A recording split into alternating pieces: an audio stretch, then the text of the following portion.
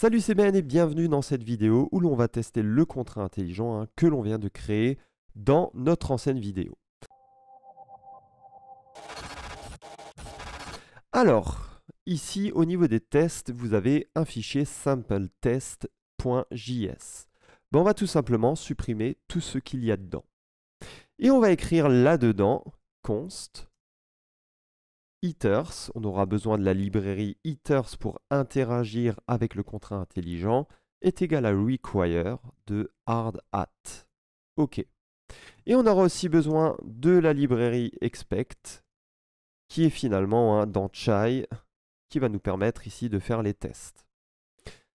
Alors ici, on va vraiment faire des tests automatisés, c'est-à-dire qu'on va créer des tests que l'on va pouvoir lancer, on va exprimer au programme que l'on s'attend à quelque chose et on va voir si les valeurs que l'on récupère ou les valeurs que l'on change correspondent aux valeurs attendues.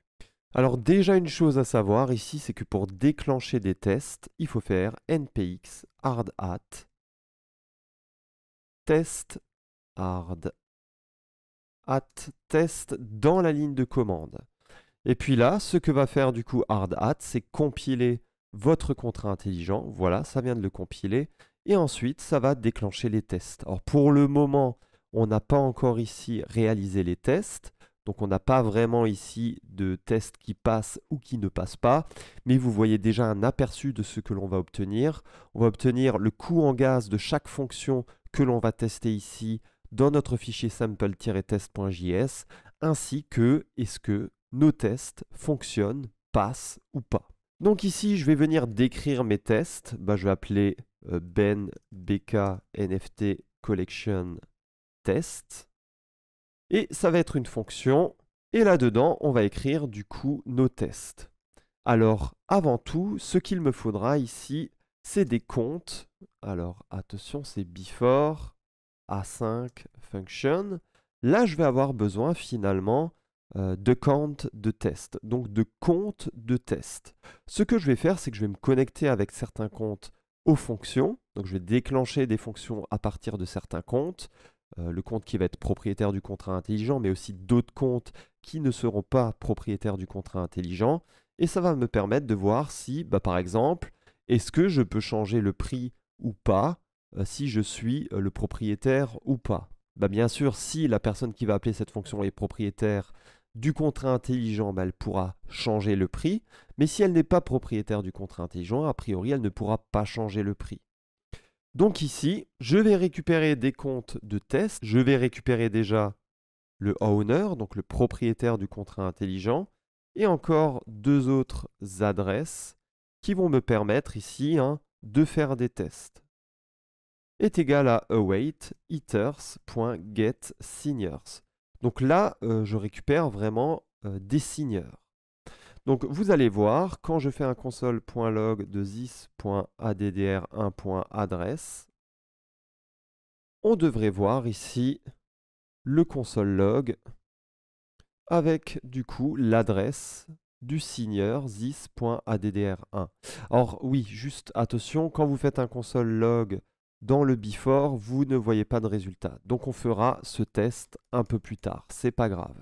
Donc ce que l'on va faire ici dans un premier temps, c'est déjà un test pour savoir si le déploiement du contrat intelligent fonctionne bien. Donc on va dire ça devrait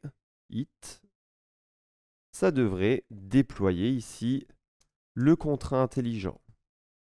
Donc ça sera une fonction asynchrone, comme très souvent lorsque vous faites du JavaScript au niveau de la blockchain.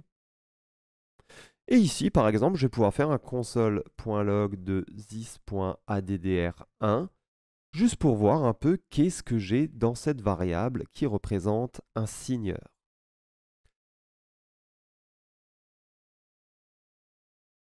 Et regardez, là j'ai le signeur, le console.log du signeur. Donc voilà, j'ai quelque chose qui permet, un ensemble qui permet finalement de signer des transactions aussi. Et ce qui va nous intéresser ici, c'est finalement l'adresse du compte Ethereum de ce signeur. Donc là, si je fais un this.addr1.address, j'ai vraiment accès exclusivement, comme on va pouvoir le voir, à l'adresse ici numéro 1. Regardez, elle est là.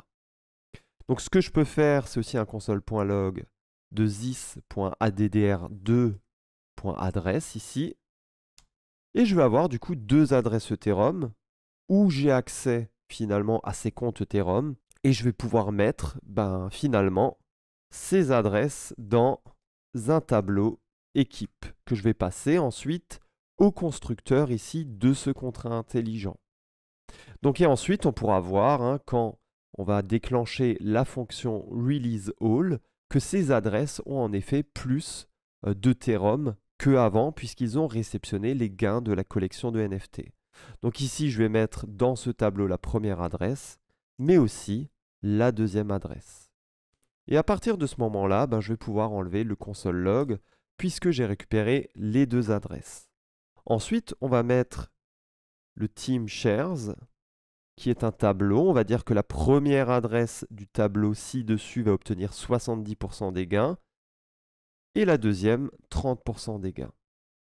Ensuite, on aura le base URI. Ça sera égal ici à IPFS CID. Là, on met une valeur bidon, c'est pas vraiment très important.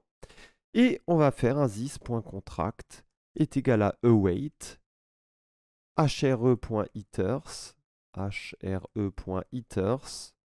.get factory de NFT is ERC721A. Donc ici, on va finalement récupérer le contrat intelligent NFT is ERC721A à partir du nom de ce contrat intelligent.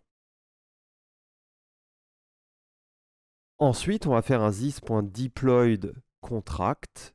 Donc là, je crée vraiment une instance du contrat est égal à await this.contract. Et là, je déploie le contrat intelligent avec les bonnes valeurs du constructeur. C'est-à-dire que dans mon constructeur, ici, j'ai trois valeurs. Je vais venir les copier et les coller ici. Voilà, juste pour savoir ce qu'il faut que je mette. Dans un premier temps, il faut que je mette this.team visiblement. Ensuite, this.team shares.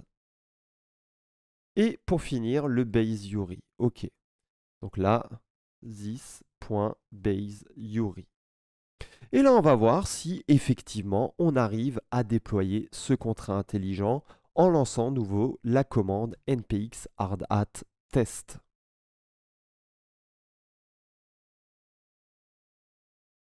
Et regardez, on arrive effectivement ici à déployer ce contrat intelligent. Dans la prochaine vidéo, on va tester les autres fonctions de notre contrat intelligent. À tout de suite.